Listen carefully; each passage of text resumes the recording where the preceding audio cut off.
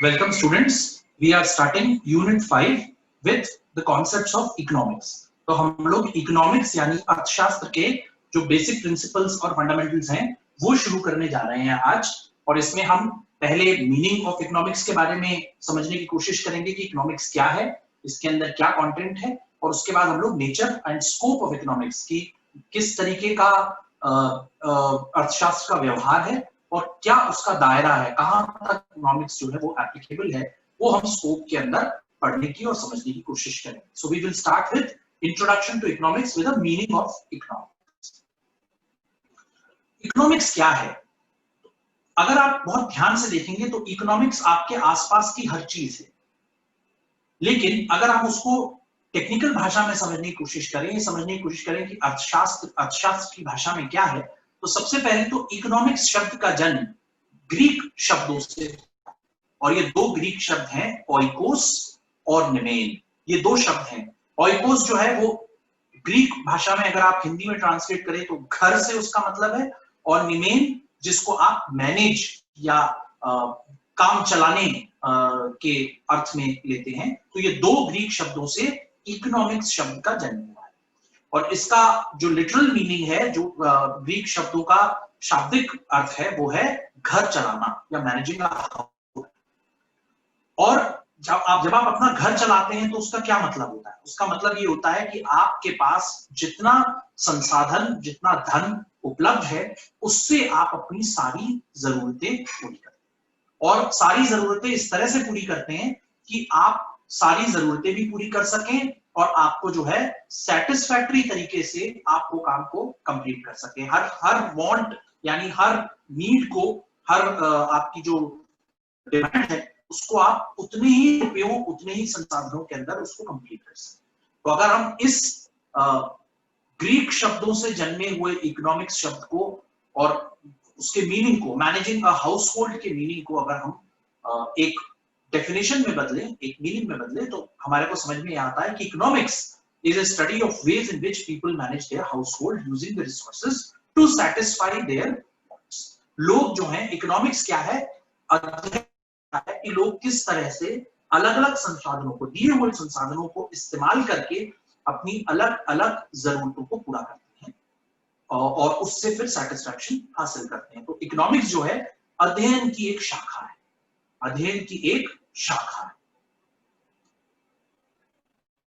Definitions of economics by economists. So, अब हम economics में अलग-अलग समय में अलग-अलग जो विद्वान हुए, जिनको हम इकोनॉमिस्ट कह सकते हैं या अर्थशास्त्री कह सकते हैं, अलग-अलग वक्त में उन लोगों ने अलग-अलग तरीके से इकोनॉमिक्स को डिफाइन किया। मॉडर्न इकोनॉमिक्स अगर हम सबसे पहले देखने की कोशिश करें तो मॉडर्न इकोनॉमिक्स का जन्म एडम स्मिथ के साथ माना जाता है, जिनको फादर ऑफ इकोनॉमिक्स। लेकिन एडम स्मिथ से पहले मैं आप लोगों को दो तीन बात छोटी और बताना चाहूंगा, जो मैंने आप लोगों को इससे पहले भी, जब हम अकाउंटिंग और बुककीपिंग पढ़ रहे थे, तब भी मैंने आप लोगों को विशेष तौर पे समझाया था कि जो ये एडम स्मिथ थे, इन्होंने लगभग 1776 के आसपास इकोनॉमिक्स को समझाने की और इकोनॉमिक्स की परिभाषा देने की कोशिश की। But before this we had अर्थशास्त्र, एक बहुत बड़ी पुस्तक भारत के इतिहास में, हिंदुस्तान की सांस्कृतिक इतिहास में मानी जाती है, जो चंद्रगुप्त जो एक राजा थे, उनके समय में बहुत विद्वान व्यक्ति हुआ करते थे, जो चंद्रगुप्त के एडवाइजर भी थे। उन्होंने एक अर्थशास्त्र नाम की पुस्तक लिखी थी। जिस जमाने में चंद्रगुप्त हमारे देश के अंदर एक बड़े भूभाग पर शासन करते थे, और उस वक्त उन्होंने एक किताब लिखी थी जिनको चाणक्य या कौटिल्य भी कहते हैं।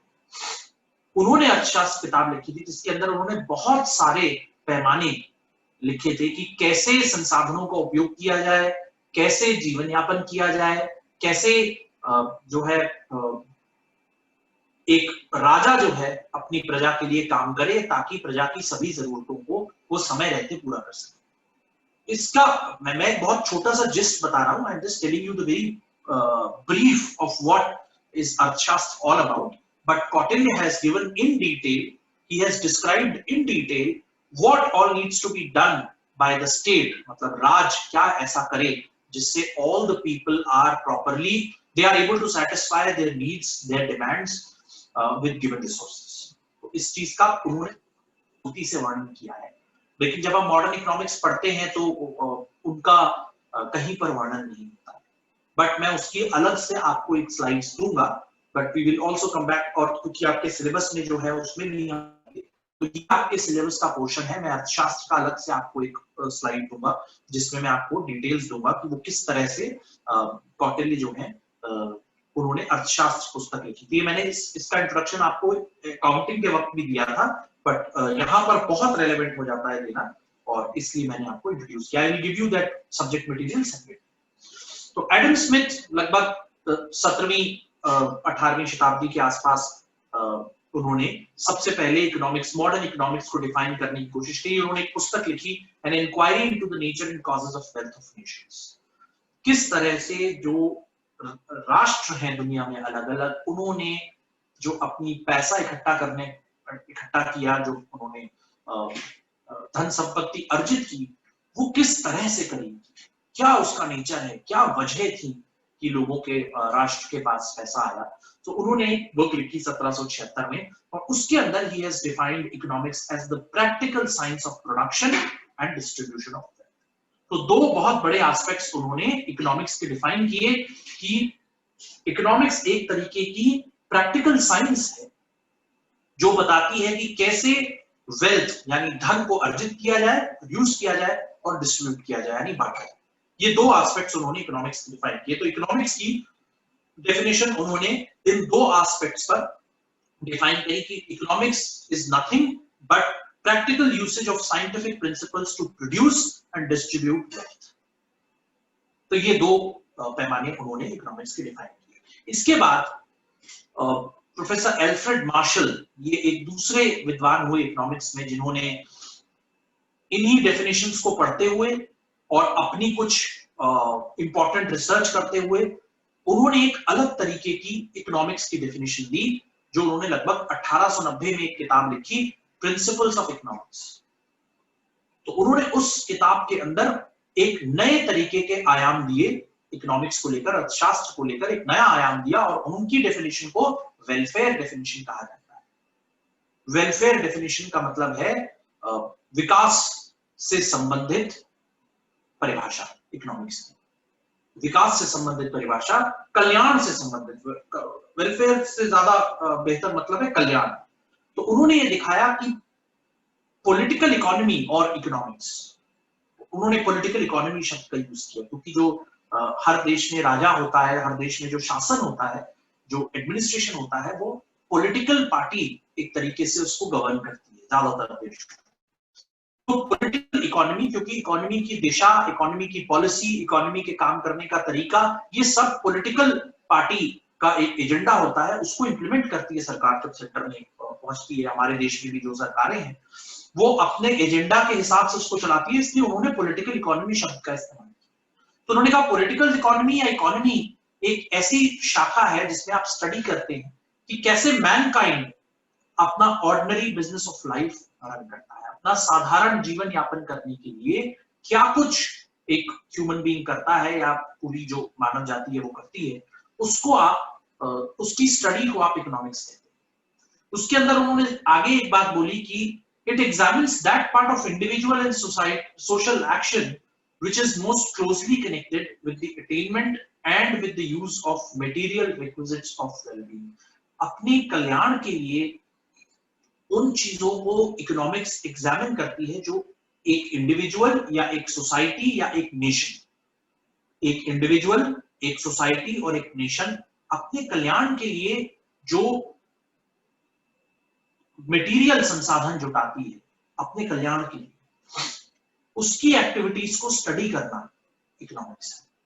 तो दो हिस्सों में इस डेफिनेशन को हम बांटते हैं। पहला कि इकोनॉमिक्स कैसे है, प्रोफेसर एल्फ्रेड मार्शल के हिसाब से इकोनॉमिक्स स्टडी करता है कि एक ह्यूमन बीइंग अपनी ऑर्डिनरी बिजनेस, अपनी ऑर्डिनरी लाइफ को कैसे रन करता है, कैसे वो जीता है, कैसे खाता है, क्या चीजें वो एक्वायर करता है। और इसका दूसरा एस्पेक्ट ये है कि इन्होंने इस स्टडी को रिलेट किया कि इकोनॉमिक्स क्या स्टडी करता है, इंडिविजुअल, सोसाइटी और नेशन की उन एक्टिविटीज को क्लोजली मॉनिटर करता है, एग्जामिन करता है, जिसमें वो लोग अपने उद्देश्यों की पूर्ति के लिए, अपने मटेरियल डिमांड्स को पूरा करने के लिए अपने संसाधनों का इस्तेमाल करते हैं ताकि उनका कल्याण।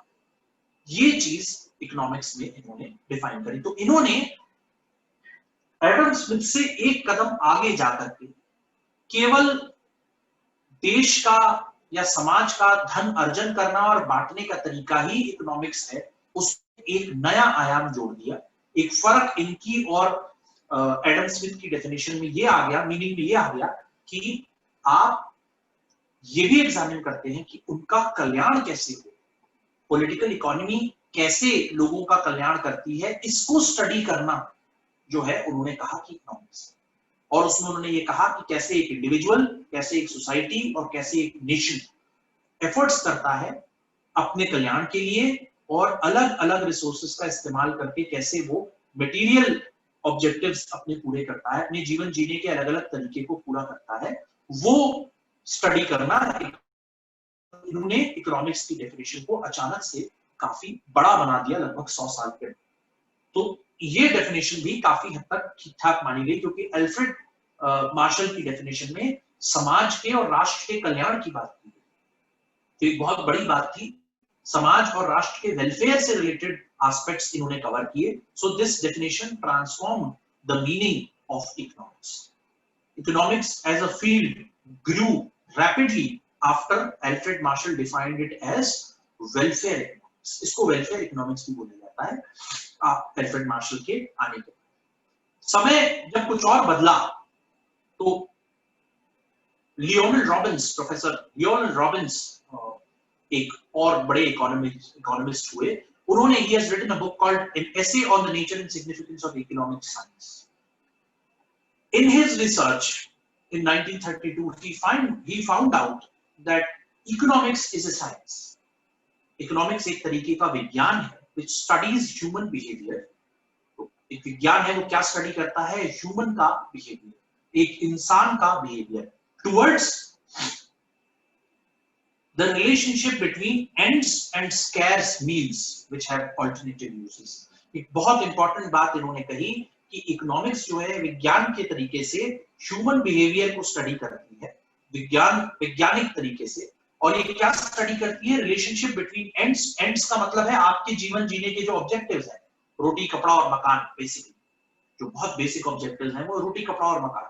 वो बात अलग है कि अब बहुत सारे ऑब्जेक्टिव्स और जुड़ते चले जा रहे हैं इंसान की लाइफ में, बट बेसिक जो नीड्स होती हैं वो रोटी कपड़ा और मकान थी। और 1932 एक ऐसा टाइम था जब हम विश्व युद्ध से बाहर निकले थे, दुनिया में ग्रेट डिप्रेशन था, पहला विश्व युद्ध खत्म हो गया था, बहुत बड़ा ग्रेट डिप्रेशन था, लोग भूखे मर रहे थे, राष्ट्र के पास पैसे नहीं थे, बहुत और अमीर लोग भी जो है स्ट्रगल कर रहे थे, कारखाने चल नहीं रहे थे, एम्प्लॉयमेंट खत्म हो गया था। तो उस ग्रेट डिप्रेशन के वक्त में उन्होंने ये डिफाइन किया कि कैसे लोग एंड्स यानी अपने ऑब्जेक्टिव्स को पूरा करने के लिए स्कैर्स मीन्स का यूज करते हैं। मीन्स का मतलब है वो संसाधन, वो साधन जिनके इस्तेमाल करके आप अपने objectives, limited means, limited resources, you achieve your life, household objectives, livelihood objectives. And उन्होंने ये भी डिफाइन किया कि ये जो scarce means है, इनका ऑल्टरनेटिव यूज भी है। ऑल्टरनेटिव यूज का मतलब इनका वैकल्पिक इस्तेमाल किया जा सकता है, इनका दूसरा इस्तेमाल भी है। अब पॉइंट ये आता है कि मैंने एंड्स डिफाइन किए। What are the ends? Ends are your basic life things, food, clothing and shelter, रोटी कपड़ा और मकान। अब what are the scarce means? और स्कैर्स का क्या मतलब है? लिमिटेड, कम। और मीन्स का मतलब संसाधन। संसाधन हमेशा इंसान को कम मात्रा में दिए। जैसे आप अगर बहुत ध्यान से देखेंगे तो इस दुनिया का 85%, 87% एरिया पानी से घिरा है, बट सारा का सारा पानी पीने योग्य नहीं है। You can not use for the purpose of drinking. तो आप देखिए जो पीने का पानी है वो लिमिटेड है, राइट? हर तरीके की गैस जो एनवायरमेंट में है not useful for our health. There are a couple of gases which are useful for your health. Oxygen is the main portion. और ऑक्सीजन जो पूरा दुनिया में जो कंपोजिशन है वो लिमिटेड है। मैं बहुत बेसिक साइंटिफिक फैक्ट बता रहा हूं, बट मैं आपको ये भी बताता जा रहा हूं कि वो सब मीन्स लिमिटेड है। कोई भी चीज जो दुनिया के अंदर बनती है, जैसे कोल फॉर एग्जाम्पल, कोयला बहुत बेसिक चीज है, बहुत जगहों पर अभी भी कोयले से बिजली बनती है, हिंदुस्तान के अंदर भी कई जगहों पर कोयले से बिजली बन रही है, दुनिया में भी कई जगहों पर कोयले से बिजली बन रही है।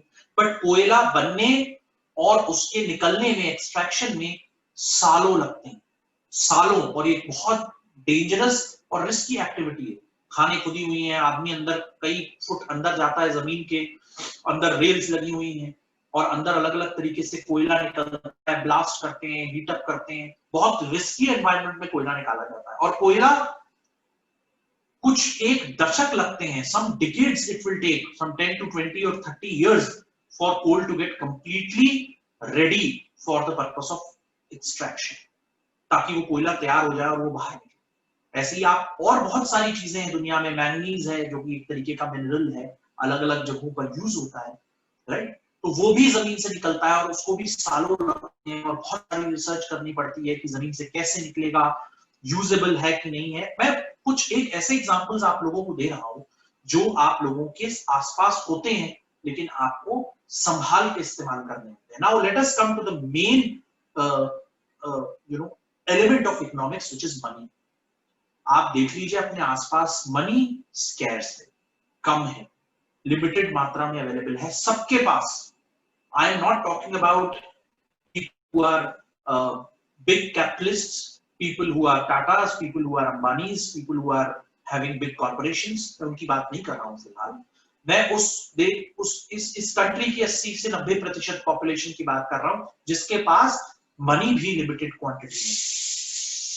और हमको ये ध्यान रखने की जरूरत है कि वो जो मनी है वो हम लोग किस तरह से, किस किस जगह पर इस्तेमाल करें, अपने कौन कौन से लाइफ के ऑब्जेक्टिव्स को कंप्लीट करने के लिए इस्तेमाल करें, ये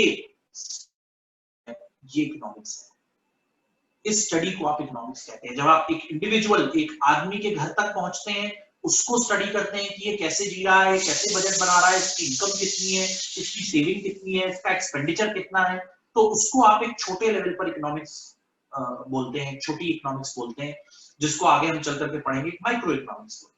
When you go to the level of society or nation or state, जैसे हिंदुस्तान है, उत्तर प्रदेश है, इस लेवल पर आप देखते हैं कि उत्तर प्रदेश में लोग, कितने लोगों के पास एम्प्लॉयमेंट है, कितने लोगों के पास सैलरीज हैं, सरकार के पास कितनी आमदनी होती है, कितना टैक्स सरकार लेती है, कितना टैक्स लेने के बाद सरकार उसे कहां पर इन्वेस्ट करती है, कितने रोड बनाती है, कितने लोगों को सब्सिडी देती है, एक्सेट्रा एक्सेट्रा। इन सारी चीजों को एनालाइज करना, सरकार के पास कितने माध्यम है कमाने के, टैक्स जो सबसे बड़ा माध्यम है, चाहे वो डायरेक्ट टैक्स हो चाहे वो इनडायरेक्ट टैक्स हो, लोगों की सैलरी पे टैक्स लेती है सरकार, प्रोडक्ट्स के प्रोडक्शन पे टैक्स लेती है सरकार, डिस्ट्रीब्यूशन पे टैक्स लेती है, गुड्स एंड सर्विसेज टैक्स। तो और कुछ कंपनियां सरकार की खुली हैं जो सरकार को डिविडेंड देती हैं कमा करके। तो इस तरीके की इनकम सरकार के पास है। सरकार को भी ये सोचना है कि उसकी पॉपुलेशन कितनी बड़ी है और उसके पास कितना पैसा है, उस पॉपुलेशन में वो पैसा बराबर बांटा जाए सुविधाओं के तौर पर। कभी भी पैसा ऐसा नहीं होता कि सरकार के पास टैक्स आया, सरकार 500 रुपए हर आदमी को बांटना शुरू कर देती है, नहीं। सरकार रोड बनाती है, सरकार इंफ्रास्ट्रक्चर खड़ा करती है, टेलीकॉम नेटवर्क खड़ा करती है, सरकार कई कंपनीज इस्टेब्लिश करती हैं जो लोगों के घरों तक सुविधाएं पहुंचाएं, या सरकार देश में ऐसा माहौल बना करके देती है, ऐसी चीजें उपलब्ध कराती हैं कि बड़ी मल्टीनेशनल कंपनीज या छोटी कंपनीज वहां पर अपने कारखाने खोल सके, अपने ऑफिस खोल सके, लोगों का एम्प्लॉयमेंट बढ़े, लोगों का स्टैंडर्ड ऑफ लिविंग बढ़े। ये सारी जो एक्टिविटीज हैं ये इकोनॉमिक्स के अंदर कंसिडर होती है। लेकिन इसका सारा जो एक प्रोफेसर लियोनेल रॉबिन्स की डेफिनेशन के अंदर अगर आप समेटने की कोशिश करें तो this is nothing but the study of relationship between the objectives of your life and the limited means और limited media which is available to achieve those objectives. रोटी कपड़ा और मकान के ऑब्जेक्टिव्स को अचीव करने के लिए जो बहुत सीमित मात्रा में संसाधन है आपके पास, खास तौर पर मनी, उसको कैसे इस्तेमाल किया जाए, what are the alternative use.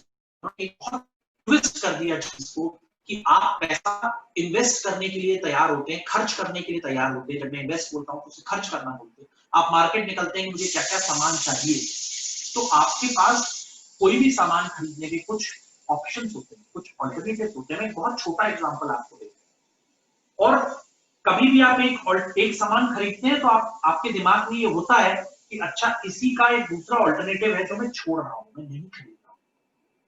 आप मार्केट जाइए और वहां पे 3 सब्जियां खरीदिए, लेकिन क्या जहां से आप सब्जी खरीदते हैं वहां 3 ही सब्जियां होती हैं? तो आप शायद बैगन पसंद करते हैं और लौकी छोड़ देते हैं। एक एग्जांपल में, बहुत सिंपल एग्जांपल आपको दे। So these are alternative uses that you are leaving out some of the options and buying the other one. That is what is alternative uses of limited means. Because आपके पास 50 रुपए का note है, आपके पास 1 kilo आपको सब्जी खरीदनी है, उस 50 रुपए के अंदर आप क्या खरीदना चाहेंगे? आप क्या वो सब्जी खरीदना चाहेंगे जिससे वो 50 रुपए आपको सेटिस्फैक्शन दे? हो सकता है कि आपको मन हो कि आप मशरूम खा लें, पनीर खा लें, लेकिन उस 50 रुपए में आप आलू खरीद के ले आए। The point is, this is the way, this is the, ये जो ह्यूमन बिहेवियर है कि मैं खाना चाहता था पनीर या मशरूम, मैं खरीद के ले आया 1 किलो आलू। This is the human behaviour and the relationship between your objective and the way you are achieving your objective by making alternative uses। ठीक, मुश्किल वक्त में इंसान अपनी सेविंग्स का इस्तेमाल करता है। तो इसमें देखिए, एंड्स को उन्होंने ह्यूमन वांट्स बताया है, मीन्स को उन्होंने resources with which wants are fulfilled, जिसमें मनी या कुछ और मनी रिलेटेड जो रिसोर्सेज हैं वो मुख्य। तो ये लियोनार्ड रॉबिन्स की डेफिनेशन थी। इन्होंने इकोनॉमिक्स की डेफिनेशन को बहुत बड़ा और ब्रॉड बना दिया after Alfred Marshall. Alfred Marshall की डेफिनेशन को इन्होंने और एमेंड कर दिया, स्पेसिफाई कर दिया कि वेलफेयर कैसे, welfare through the achievement of the life objectives, human wants को कैसे सेटिस्फाई किया जाए, और किसके थ्रू? लिमिटेड रिसोर्सेज के थ्रू, जो हेल्प करेंगे उन ह्यूमन वांट्स को या ह्यूमन ऑब्जेक्टिव्स को अचीव करने। Based on all these definitions, economics can be defined as, अब ये जो 3 definitions हमने एडम स्मिथ की पढ़ी, जिसमें welfare of wealth of Nations, distribution, production and distribution of wealth उन्होंने बोला। प्रोफेसर अल्फ्रेड मार्शल ने उसको डिफाइन किया अपने अलग तरीके से, और प्रोफेसर लियोनार्ड रॉबिन्स ने उसको एंड्स यानी ह्यूमन वांट्स और मींस यानी resources which are available with human being to achieve those ends, इन 3 भागों में उसको बांटा। उसको आप देखिए कि अगर आप इन तीनों को एक साथ रखकर देखें तो इकोनॉमिक्स एक तरीके से एक समाज विज्ञान का subject. Economics has got the elements of a social science that examines how people choose to use limited or scarce resources, attempting to satisfy their unlimited wants। तो जो इकोनॉमिक्स है वो एक तरीके का समाज विज्ञान है, सामाजिक, क्योंकि ये ह्यूमन सोसाइटी और नेशन के बिहेवियर को, नेशन के काम करने के तरीके को स्टडी करता है, इसलिए इसको सोशल साइंस बोला गया। हालांकि इसमें कुछ साइंटिफिक प्रिंसिपल्स यूज होते हैं। क्या करने के लिए? कि एग्जामिन करता है कि कैसे लोग, जब ये लोग वर्ड यूज किया जाता है तो इसमें इंडिविजुअल भी है, सोसाइटी भी है, नेशन भी है, और आज की डेट में ग्लोबल इकोनॉमिक्स भी, ग्लोबल बिहेवियर भी है लोगों का। चूज टू यूज लिमिटेड और स्केर्स रिसोर्सेज, कम मात्रा में जो संसाधन अवेलेबल है, जो आपके हाथ में संसाधन है, उसका इस्तेमाल लोग कैसे करते हैं अपने अनलिमिटेड वांट्स को सैटिस्फाई करने के लिए। लिमिटेड आपके पास संसाधन है, वांट्स आपके अनलिमिटेड है। मैं जब भी बता रहा था कि जब 1932 में प्रोफेसर मार्शल ने डिफाइन करने की कोशिश की कि वेलफेयर इकोनॉमिक्स होता है, लोग अपने भले के लिए, अपने कल्याण के लिए कैसे संसाधनों का उपयोग करते हैं और अपने ह्यूमन वांट्स को अचीव करते हैं, उसके बाद लियोनार्ड रॉबिन्स ने उसको और मॉडिफाई कर दिया। बट जब ये वेलफेयर इकोनॉमिक्स की डेफिनेशन आई, तब रोटी कपड़ा मकान ही बहुत बड़ी समस्या थी। मैंने बताया विश्व युद्ध के बाद का सिनेरियो था, and people were struggling to find jobs, people were not having income, the savings were completely wasted, banks were destroyed, we had great depression. इसको महान अर्थव्यवस्था के अंदर एक ऐसी स्थिति पैदा हो गई थी कि प्रोडक्शन था नहीं, लोग डिमांड नहीं कर पा रहे थे, लोगों के पास पैसे नहीं थे, बैंक्स के पास लोन देने के लिए पैसा नहीं था। उस वक्त बैंकिंग सिस्टम भी इतना मॉडर्नाइज नहीं था जितना आज है, तो लोगों के पास रोटी कपड़ा मकान की समस्या थी। But if you look today, हमारी नीड्स, वांट्स रोटी कपड़ा और मकान से कहीं ऊपर जा चुकी हैं। अब अगर आप आज की डेट में अपनी नीड देखें तो रोटी कपड़ा और मकान के साथ कंप्यूटर और स्मार्टफोन भी एक नीड है, इंटरनेट का कनेक्शन भी एक नीड बन गया है, बहुत बेसिक नीड बन गया है जिसके बगैर आप रह नहीं सकते। किसी भी घर में, अगर घर में स्टूडेंट्स हैं तो वो पढ़ रहे हैं इंटरनेट का यूज करके, पेरेंट्स हैं तो इंटरनेट का यूज करके कम्युनिकेट कर रहे हैं अपने ऑफिस से, अपने कॉलीग्स से, अपने दोस्तों से, अपने घर वालों से। आप अपने घरों से कई महीनों से बाहर ठीक से नहीं निकले हैं, किसी से मिलने नहीं जा पाए हैं, कैसे करते हैं आप? इंटरनेट का इस्तेमाल करते हैं। एक जमाने में टेलीफोन एक बहुत बेसिक रिक्वायरमेंट थी, लेकिन उसको बहुत तेजी से इंटरनेट ने सरपास कर दिया and it has become the very basic need. तो आप कहां खर्च करना चाहते हैं इज द मोस्ट इंपॉर्टेंट। तो वो जो खर्च करने का आपका बिहेवियर है, that is social science and the study of that behaviour of spending money on, किस पे खर्च करूं और किस पे ना करूं। ये जो चॉइस है आपकी कि मैं इस पे खर्च करूंगा और इस पे मैं खर्च नहीं करूंगा, राइट। तो आजकल आप देखिए लोग बहुत सावधानी से चीजें देखते हैं कि भाई आज बाहर का खाना नहीं खाना है आजकल, क्योंकि कोरोना वायरस का वक्त है। सो पेरेंट्स ने जरूर वो साधन ढूंढे होंगे आपके, जहां पर parents will be spending money for savings, more savings. और कभी ऐसा कोई खराब वक्त आए जब हमारे पास कम तनख्वाह हो, तनख्वाह ना आ रही हो, तो हमारे पास सेविंग्स हो। और अभी क्योंकि तनख्वाह आ रही है तो लेट अस सेव मोर, क्योंकि हम अभी बाहर खर्चे नहीं कर रहे हैं, कुछ बाहर खा नहीं रहे हैं, कहीं घूमने नहीं जा रहे हैं, तो we are able to get more money at home. तो हम लोग क्या करेंगे? हम कुछ सेव करेंगे। This is what is you are saving for the future wants. भविष्य में जो बातें होंगी उसके लिए आप सेव करेंगे। इन डेफिनेशंस के बेस पर हम देखते हैं कि इकोनॉमिक्स का दायरा क्या है, इकोनॉमिक्स का स्कोप कहां है, कहां तक इकोनॉमिक्स फैला हुआ है, कौन कौन सी फील्ड्स हैं जिसमें हम इकोनॉमिक्स देखते हैं। So let us study what are the different areas that are covered under the scope of economics. So there are typically 6, but there are more areas, but we will talk about the 6 main important and primary areas where the economics is applicable, or where the economics as a subject works effectively. So microeconomics, macroeconomics, international economics, development economics, environmental economics, urban and rural economics, ये हम समझने की आज कोशिश करेंगे। Micro economics, ये मैंने बताया आप लोगों को कि ये सबसे छोटे, सबसे इंडिविजुअल लेवल की एनालिसिस करने वाली इकोनॉमिक्स है वही। ये इसको अगर आप ध्यान से देखेंगे तो it is a branch of economic analysis which studies the economic behaviour of individual units, may be a person और अ पर्टिकुलर हाउसहोल्ड और अ पर्टिकुलर फर्म। ये क्या है? ये study of behaviour of a individual, study of behaviour of a household, एक घर, या study of a particular firm और अ कंपनी।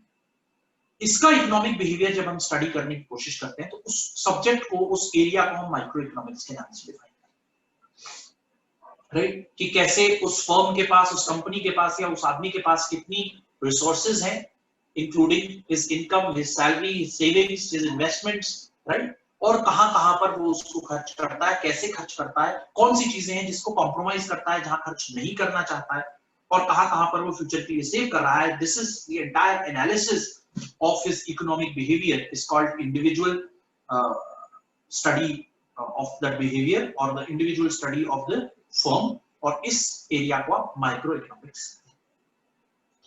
इसमें आपको एक बात ध्यान रखनी है कि इसमें यूनिट की स्टडी की जाती है, चाहे वो आदमी हो, एक घर हो या एक कंपनी हो। बहुत सारी इंडिविजुअल यूनिट्स को जोड़कर स्टडी नहीं की जाती। Micro economics is limited to individual study. तो अगर आप माइक्रो इकोनॉमिक्स के अंदर आगे चल करके देखेंगे तो price and value theory of the household, right, और ऑफ द फर्म और ऑफ द इंडस्ट्री, ये 3 चीजें इसके अंदर कवर होते हैं। हम देखते हैं कि what is the price and what is the value at the individual household level, at company level और एट इंडस्ट्री। तो हम लोगों ने ट्रेड और इंडस्ट्री बड़े अच्छे से पढ़ा है इस बार। तो इंडस्ट्री का मतलब एक पर्टिकुलर इंडस्ट्री की स्टडी भी माइक्रो इकोनॉमिक्स कहलाती है। जैसे आप किसी सीमेंट की इंडस्ट्री का स्टडी कर रहे हैं, स्टील की इंडस्ट्री का स्टडी कर रहे हैं, राइट, उसको भी आप माइक्रो इकोनॉमिक्स बोलेंगे, क्योंकि इंडिविजुअल यूनिट है एक पर्टिकुलर इंडस्ट्री। पूरी इकोनॉमी की स्टडी नहीं कर रहे हैं आप, केवल एक इंडस्ट्री की स्टडी कर रहे हैं। ऑयल एंड नेचुरल गैस एक इंडस्ट्री है, ऑयल एक इंडस्ट्री है, नेचुरल गैस एक अलग इंडस्ट्री बन गई है। तो एक इंडस्ट्री की स्टडी, उसका प्रोडक्शन, उसका डिस्ट्रीब्यूशन, उसकी वेलफेयर थ्योरी, उसका benefit to the society at large, ये अगर आप स्टडी करते हैं तो ये माइक्रो इकोनॉमिक्स कहलाती है। मैक्रो इकोनॉमिक्स जो है इसका एग्जैक्टली दूसरा portion macro economics. Macroeconomics is defined as that branch of economic analysis which studies behavior of not one particular unit but of all the units combined together. All the units combined together. तो ये अलग अलग industries की analysis को जोड़कर एक साथ देखना, एक पर्टिकुलर इकोनॉमी को देखना, global analysis of multiple industries को देखना, स्टॉक मार्केट को देखना बड़े लेवल पर, इसको आप मैक्रो इकोनॉमिक्स कहते हैं, जिसमें आप मल्टीपल यूनिट्स को एक साथ रख करके स्टडी करते हैं। और अगर आप मैक्रो इकोनॉमिक्स को ध्यान से देखें तो इसको क्यूमुलेटिव इकोनॉमिक्स भी कहते हैं या एग्रीगेटिव इकोनॉमिक्स भी कहते हैं। एग्रीगेट का मतलब क्या है, चीजों को जोड़ना। तो एग्रीगेटिव इकोनॉमिक्स इसलिए इसमें एग्रीगेट डिमांड, एग्रीगेट सप्लाई की बात होती है, जबकि माइक्रो इकोनॉमिक्स में मैंने आप लोगों को बताया कि डिमांड और सप्लाई की बात होती है for an industry, for a company, for an individual, for an household. उसमें उस बिहेवियर की बात होती है कि एक यूनिट की सप्लाई क्या है, एक यूनिट की डिमांड क्या है, एक प्रोडक्ट की डिमांड क्या है। For example macroeconomics talks about aggregate demand and aggregate supply, कि केवल एक यूनिट भर नहीं, एक सोसाइटी या कंट्री एट लार्ज की इकोनॉमिक एनालिसिस या इकोनॉमिक बिहेवियर स्टडी करना दुनिया भर में अलग अलग इंडस्ट्रीज का, उसको आप मैक्रो इकोनॉमिक्स। ठीक, तो ये दूसरे तरीके का स्कोप हो गया। तीसरा हम देखते हैं इंटरनेशनल इकोनॉमिक्स। ये जो है मैक्रो इकोनॉमिक्स की तुलना में एक नया कॉन्सेप्ट है। मैक्रो इकोनॉमिक्स में ऑब्वियसली आप ग्लोबल लेवल पर किसी भी चीज को स्टडी कर सकते हैं, but when you talk about international economics, ये economic behaviour of different countries, what is happening in the trade and industry of different countries, कैसे एक कंट्री दूसरी कंट्री के साथ ट्रेड कर रहा है, कैसे एक कंट्री दूसरी कंट्री को एक्सपोर्ट कर रहा है और कैसे एक दूसरे के साथ इंपोर्ट चल रहा है। इस लेवल पर जब आप चले जाते हैं, कैसे एक कंट्री के इकोनॉमिक रिलेशंस दूसरी कंट्री के साथ वर्क कर रहे हैं, एक अमेरिकन सबकॉन्टिनेंट कैसे काम कर रहा है, साउथ एशिया में कैसे काम चल रहा है, गल्फ में कैसे काम चल रहा है, और ये सारे एक दूसरे के साथ कैसे ऑपरेट कर रहे हैं, इसको आप इंटरनेशनल इकोनॉमिक्स बोलते हैं। जैसे हम लोग आज की डेट में देखते हैं कि oil is one of the biggest industries in the international domain, because oil एक ऐसी चीज है जिससे एक तरीके से पूरी दुनिया चलती है। When I say oil, it is crude oil, जिससे पेट्रोल, एलपीजी, गैसोलीन और ये बहुत सारी चीजें और हम प्रोड्यूस करते हैं, पेट्रोल डीजल रिफाइन करके क्रूड ऑयल को, उससे जो है हमारा इंटरनेशनल इकोनॉमिक्स एक बेसिक तरीके से डिफाइन होता है। तो बहुत सारी चीजें हैं जिसमें डिफरेंट कंट्रीज का economic behaviour towards international economics होने लगा है। इसमें एक बहुत इंपॉर्टेंट पॉइंट मैं आज ऐड करना चाहूंगा। पिछले कुछ 5-6 सालों से अगर आपने देखा हो तो ज्यादातर कंट्रीज, अगर आप न्यूज़पेपर्स पढ़ते हैं तो ज्यादातर कंट्रीज का बिहेवियर जो है वो प्रोटेक्टिव बिहेवियर हो गया। प्रोटेक्टिव बिहेवियर का मतलब पहले जब हम 1990-91 के बाद दुनिया देखते थे, most of you were not born by that time, आप लोग सब सन 2000 और उसके बाद पैदा हुए स्टूडेंट्स हैं, बट उस जमाने में लोग बात करते थे ग्लोबलाइजेशन की, लिबरलाइजेशन की, प्राइवेटाइजेशन की। ग्लोबलाइजेशन का मतलब कि दुनिया को एक इकोनॉमी मानिए आप, और जहां कहीं भी दुनिया में कोई एक प्रोडक्ट बनता है, कोई एक रिसोर्स अवेलेबल है, उसको शेयर करिए पूरी दुनिया के साथ। क्योंकि जरूरी नहीं है कि हिंदुस्तान में अगर एक तरीके की मिनरल अवेलेबल है, यूएस में दूसरे तरीके की मिनरल अवेलेबल है, तो एक दूसरे के साथ हम शेयर करें। तो whole world is a global economic village, ये कॉन्सेप्ट शुरू हुआ। That is why globalisation word आया, ग्लोब से। दूसरा वर्ड ये आया कि लिबरलाइजेशन, लिबरल बनना, थोड़ा स्वतंत्रता देना, किसमें? इकोनॉमिक पॉलिसीज में। दुनिया को as one global economic village देखना शुरू करें, अपनी इकोनॉमिक पॉलिसीज को लिबरलाइज करिए, स्वतंत्र बनाइए, जिससे लोग आपके देश में आ सकें, आपके देश से बाहर जा सकें, पैसा विदेश से हिंदुस्तान में आ सके, हिंदुस्तान से बाहर जा सके, सबका भला हो। जिसके पास जो नहीं है, स्केर्स रिसोर्सेज को हम लोग आपस में इंटेलिजेंटली बांटें, वेस्ट ना करें। अगर मेरी कंट्री के अंदर रिसोर्सेज ज्यादा है किसी चीज के, पॉपुलेशन कम है, तो मैं उन कंट्रीज के साथ शेयर करूं जिनके पास पॉपुलेशन ज्यादा है और ये रिसोर्स कम है। इस प्रोसेस को आपने एलपीजी, लिबरलाइजेशन, प्राइवेटाइजेशन, ग्लोबलाइजेशन कहा। ज्यादा प्राइवेट एंटिटीज, ज्यादा प्राइवेट कंपनीज को मौका मिले कि वो इन्वेस्टमेंट करे, अपने ऑर्गेनाइजेशंस खोले, एंटरप्रेन्योर्स को बढ़ावा मिले, उद्यमियों को वो बड़ी कंपनीज की स्थापना करें, नए इनोवेटिव आइडियाज, टेक्नोलॉजी आए, तो इस पीरियड से हम धीरे धीरे अब एक ऐसे पीरियड की तरफ जा रहे हैं, अगर आप पिछले 6-7 सालों में देखेंगे, कि हम प्रोटेक्टिव हो गए हैं। हर कंट्री में, ज्यादातर कंट्रीज में ये होने लगा है कि हमारे देश की जॉब हमारे देश के लोग करें, हमारे देश के संसाधनों का उपयोग हम ही लोग करें। अगर आप मेक इन इंडिया इनिशिएटिव देखेंगे, तो आप दुनिया भर के बड़े उद्यमियों को ये मौका दे रहे हैं कि आप हिंदुस्तान में आइए और हिंदुस्तान में आकर उत्पादन करिए और दुनिया भर में सामान बेचिए। तो एक तरीके का प्रोटेक्शन आप हिंदुस्तान के अंदर देना चाहते हैं कि मेरी कंट्री के लोगों को सारे संसाधन मिले, उनकी जॉब्स लगे, उनका स्टैंडर्ड ऑफ लिविंग बढ़े, उनकी इकोनॉमिक सिक्योरिटी बढ़े। तो ये एक तरीके का प्रोटेक्टिव स्टेप है। यूएस में आप देखिए, उन्होंने कहा कि भाई हिंदुस्तान के बहुत सारे लोग या एशिया के बहुत सारे लोग या दूसरे कॉन्टिनेंट्स के बहुत सारे लोग अमेरिका में आके नौकरी करते हैं, तो उन्होंने उसकी जो कंडीशंस थी उनको स्ट्रिक्ट कर दिया कि ज्यादा लोग हमारे देश के अंदर आकर के बाहर से काम ना करें, क्योंकि वो यूएस के लोकल नेशनल्स की नौकरियां करने लगते हैं और उन लोगों को नौकरी नहीं मिल पाती है, जिसकी वजह से सरकार को परेशानी होती है वहां पर। तो ये प्रोटेक्टिव हो गया इकोनॉमिक बिहेवियर हर कंट्री का, धीरे धीरे करके प्रोटेक्टिव होगा। लोकल फॉर वोकल हिंदुस्तान ने बोलना शुरू किया, क्योंकि हिंदुस्तान बहुत सी चीजें इंपोर्ट करता है।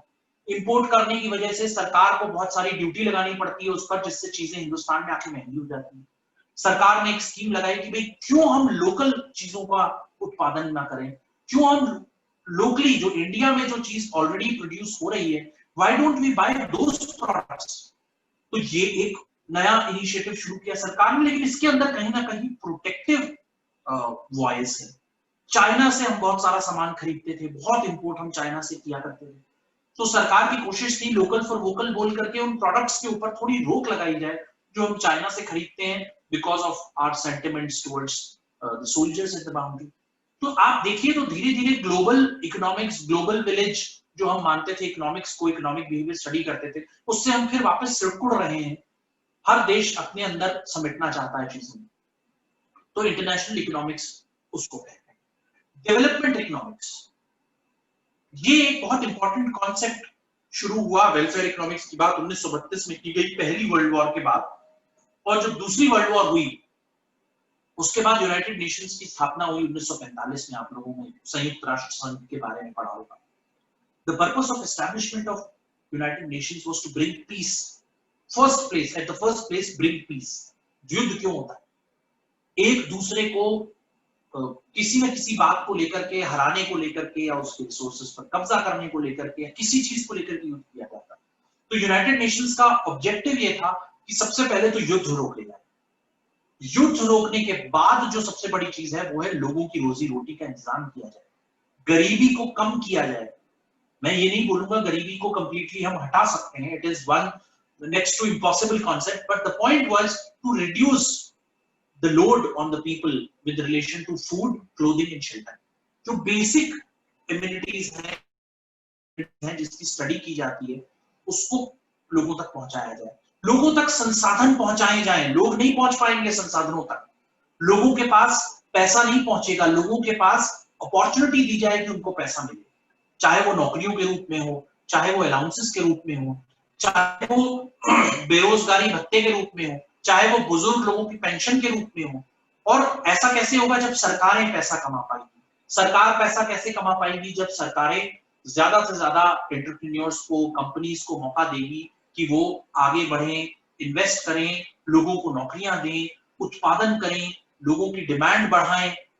उससे जो है किसी भी कंट्री, किसी भी ग्लोबल विलेज को, जिसको हम बोलते हैं कि तो पूरी पृथ्वी एक तरीके से हमारा एक समाज है, उसका विकास हो, उसकी जो इकोनॉमिक प्रॉस्पेरिटी है वो बढ़े।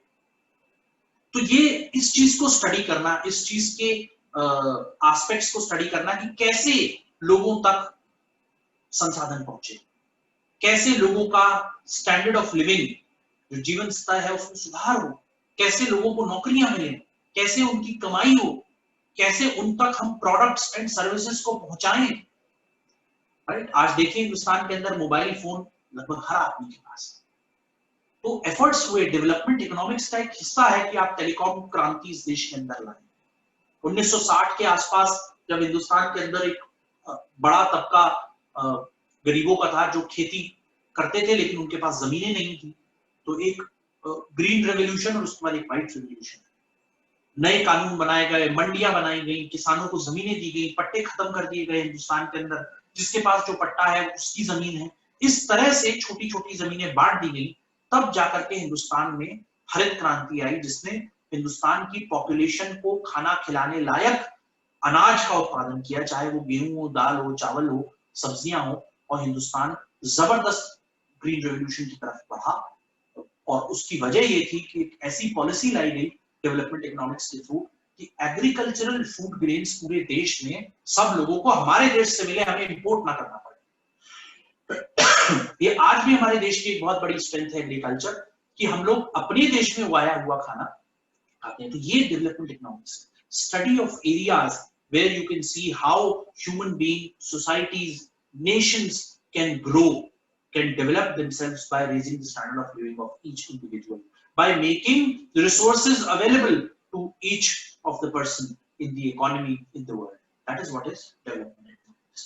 Environmental economics, now ये एक बहुत ही important पैरामीटर अब ऐड हो गया है पिछले 20-25 सालों में, कि आप जब इकोनॉमिक्स या डेवलपमेंट इकोनॉमिक्स की बात करते हैं, विकास और इकोनॉमिक ग्रोथ की बात करते हैं, रफ्तार पकड़ लेते हैं, इंडस्ट्रियलाइजेशन शुरू हो जाता है कंट्री के अंदर, बड़ी बड़ी इंडस्ट्रीज, फैक्ट्रीज, ऑर्गेनाइजेशंस एस्टैब्लिश हो जाती हैं, तो आप एक चीज भूल जाते हैं कि आपकी कंट्री का इकोसिस्टम, इकोनॉमिक इकोलॉजिकल बैलेंस जो एक बना हुआ है वो बिगड़ जाता है, प्रदूषण शुरू हो जाता है, रिसोर्सेज का वेस्टेज शुरू हो जाता है, और बहुत तेजी से एक एनवायरमेंटल चैलेंज खड़ा हो जाता है। अब आप देखिए, बहुत सारी फसल उगती है पंजाब हरियाणा में, और उसके बाद पराली जलाने के नाम पर वो जला दी जाती है, और अक्टूबर नवंबर में आपके यहाँ पर बहुत सारा स्मॉग इकट्ठा हो जाता है आसमान में, which is one very dangerous thing for both the environment and the people.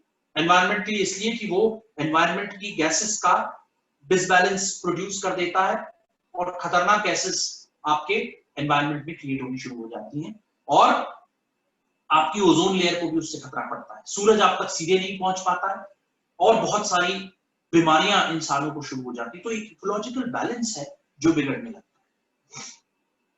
तो इकोनॉमिक ग्रोथ इंपॉर्टेंट है, एग्रीकल्चर उगाइए, लेकिन ऐसी टेक्नोलॉजी, ऐसे संसाधनों का उपयोग करिए जिससे आपको पराली जलाने जैसी समस्या ना उत्पन्न। इंडस्ट्रियलाइजेशन बहुत अच्छी चीज है, बट एनवायरमेंटल इकोनॉमिक्स अब एक नया एक स्कोप ऑफ इकोनॉमिक्स बढ़ गया है, कि जब आप इकोनॉमिक डेवलपमेंट के बारे में बात करते हैं, डेवलपमेंट इकोनॉमिक्स के बारे में बात करते हैं, तो उसमें एनवायरमेंटल फैक्टर्स को आप इंक्लूड करिए। तो जैसे आप लोग बहुत सारी चीज जानते हैं कि अर्थ डे बनाया जाता है कि 1 घंटे के लिए हम बिजली बंद करते हैं। तो जितना हम बिजली बंद करते हैं, उसकी वजह से जितने प्लांट्स, जितनी फैक्ट्रीज, जितने घरों को बिजली जा रही है, वो बिजली सेव होती है at the level of production of electricity. चाहे वो हाइड्रो इलेक्ट्रिसिटी हो, वो थोड़ी देर के लिए रोक दिया जाए, चाहे वो थर्मल इलेक्ट्रिसिटी हो, कोयले से जो बिजली बनती है वो तो बहुत प्रोड्यूस करती है, कोयला तो बहुत पोल्यूशन प्रोड्यूस करता है। तो कार्बन फुटप्रिंट उतनी देर के लिए दुनिया में कम हो जाता है। तो जो कार्बन उत्सर्जन, जिसको कार्बन एमिशन भी बोलते हैं, जिसको आप बोलिए घर में एसी चलाने से, कार में एसी चलाने से, बड़ी फैक्ट्रीज में एसी चलाने से जो कार्बन एमिट, इसको रोकना जरूरी है। तो ऐसी चीजें भी इकोनॉमिक्स में अब जरूरी हो गई हैं। जैसे आप अपने पूरे ऑर्गेनाइजेशन को, अपनी कंपनी को, अपने ऑफिसेस को सोलर प्लांट पर कन्वर्ट करिए। तो सस्ते, मजबूत, ड्यूरेबल सोलर सिस्टम्स आने लगे हैं इस देश के अंदर, लोग कंपनीज बनाने लगी हैं जो आपकी ऑर्गेनाइजेशंस, आपकी फैक्ट्रीज को सोलर पैनल पे रखते हैं। आप कुछ मेट्रो स्टेशंस भी देखेंगे, कुछ मेट्रो की जो डिपोज हैं उस पे सोलर प्लांट्स लगा दिए गए। कई सरकारी ऑफिसेज हैं हिंदुस्तान के अंदर जो सोलर पे चलते हैं। मैं आप लोगों को अपनी यूनिवर्सिटी के बारे में भी बता दूं, जिसमें आप पढ़ रहे हैं, जिस स्कूल में आप पढ़ रहे हैं, उसकी यूनिवर्सिटी है दयालबाग एजुकेशनल इंस्टीट्यूट।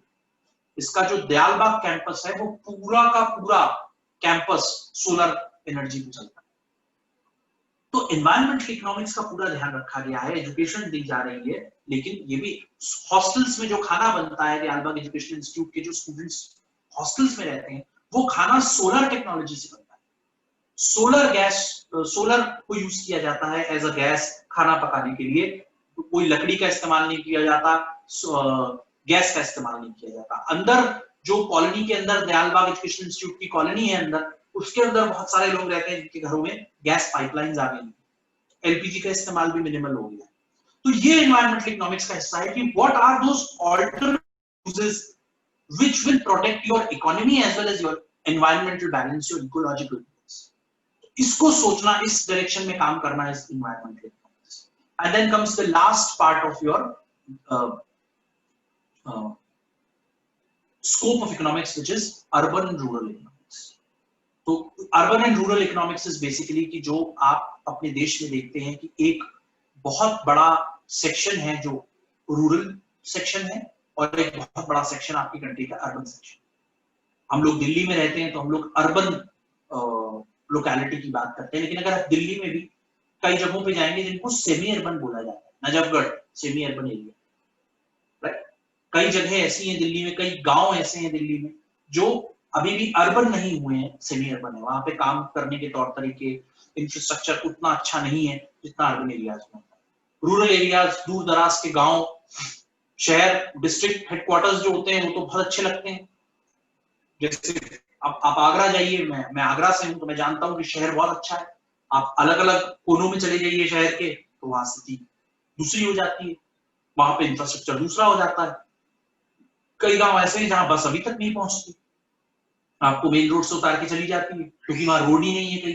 कई गांवों में बिजली नहीं है, कुछ एक जगहों को छोड़कर। इंटरनेट हम इतने आसानी से इस्तेमाल कर पा रहे हैं, कई गांव हैं जहां पर इंटरनेट नहीं है तो कुछ एक लिमिटेड जगह।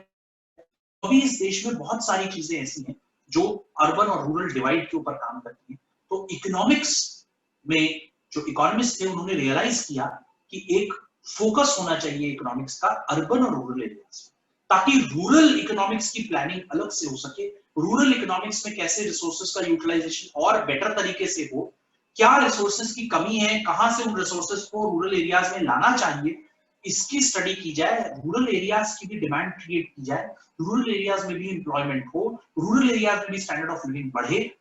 तो ये चीज जो है वो अर्बन और रूरल इकोनॉमिक्स के अंदर स्टडी की जाती है, बिहेवियर स्टडी किए जाते हैं, ताकि इकोनॉमिक एबिलिटी रूरल एरियाज की बढ़ सके, ताकि वो भी डेवलपमेंट इकोनॉमिक्स के अंदर कंट्रीब्यूट कर सके।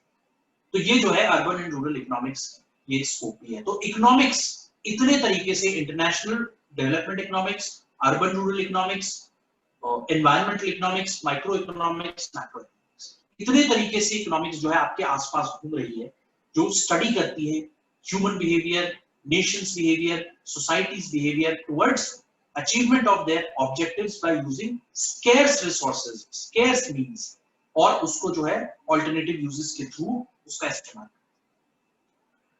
इतना हम लोगों ने अभी इकोनॉमिक्स के बारे में, उसके मीनिंग के बारे में, उसके स्कोप के बारे में पढ़ा। तो इससे हम क्या क्या चीजें ढूंढ सकते हैं कि इकोनॉमिक्स क्या है। Economics is a science as well as arts. Economics is what? Economics is a social science. Economic is both positive and normative science. ये तीन बड़े नेचर निकल करके इकोनॉमिक्स के आते हैं। तो इकोनॉमिक्स साइंस कहते हैं क्योंकि एक सिस्टमैटिक नॉलेज है derived from scientific study, observation and experiments based on scientific methods.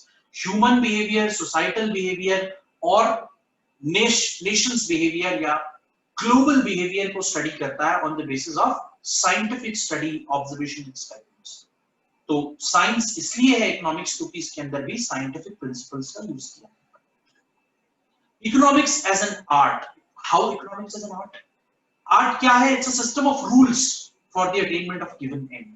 तो ये एक तरीका है, स्पेसिफिक मेथड है, एक आर्ट है जिससे आप अपने ऑब्जेक्टिव्स को अटेन करते हैं through given resources, through given resources. और इसमें जो है there are several branches of economics which provide practical guidance in the solution of economic problem.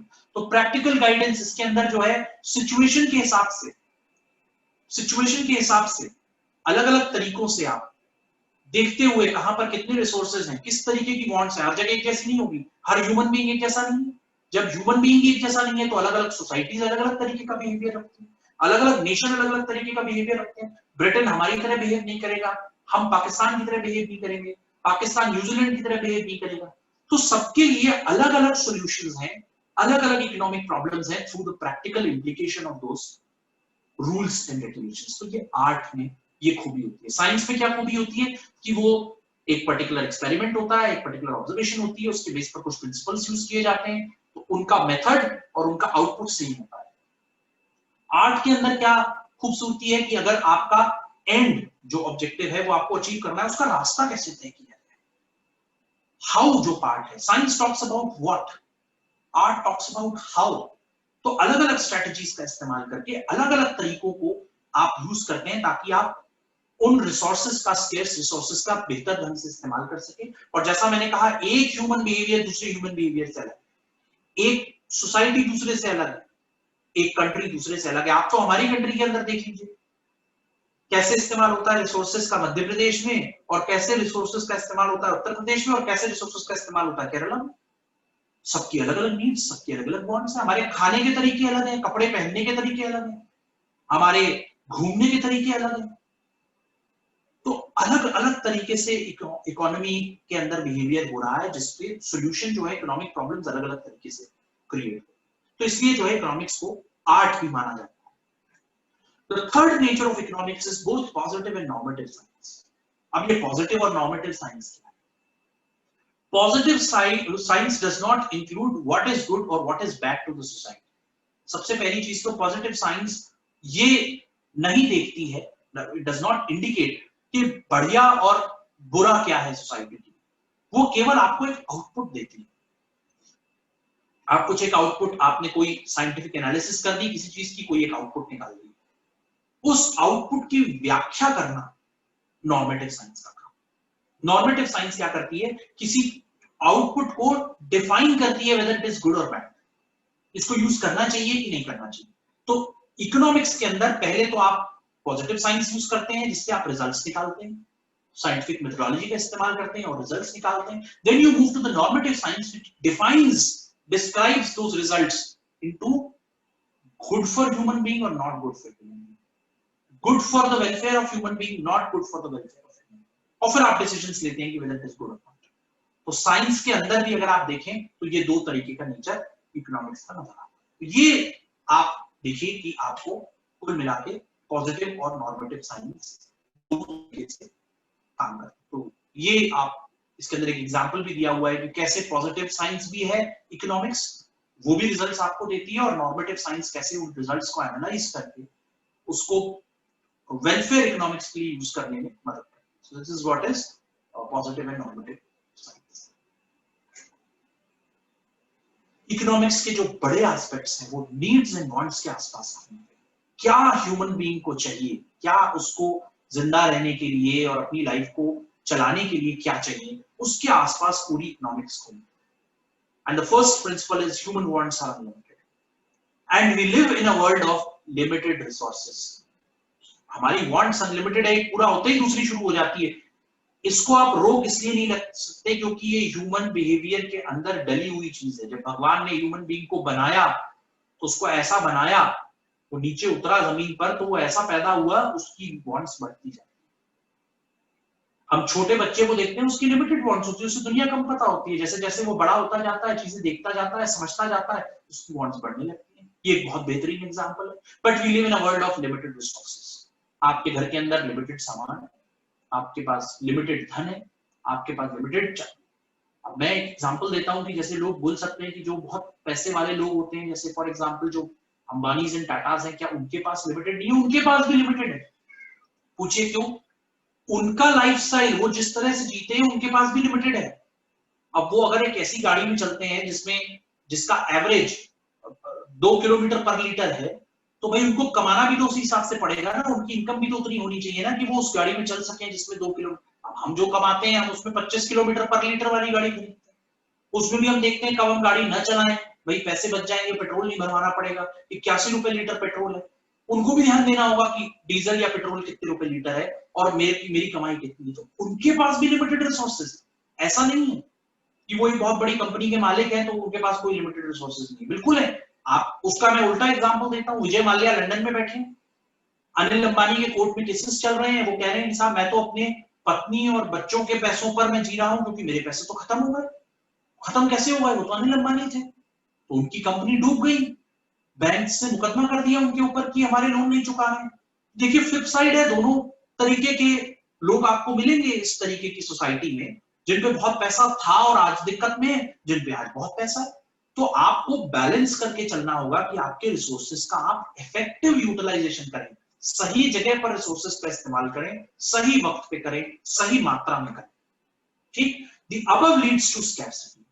जो ये अनलिमिटेड वांट्स और लिमिटेड रिसोर्सेज है, इनका कॉम्बिनेशन स्कैर्सिटी की तरफ, कमी की तरफ इशारा करता है। People try to balance their needs and wants. तो लोग क्या करते हैं, अपनी नीड्स एंड वांट्स को बैलेंस करने की कोशिश करते हैं ताकि वो लिमिटेड रिसोर्सेज में अपने जीवन को अच्छे से चला सके।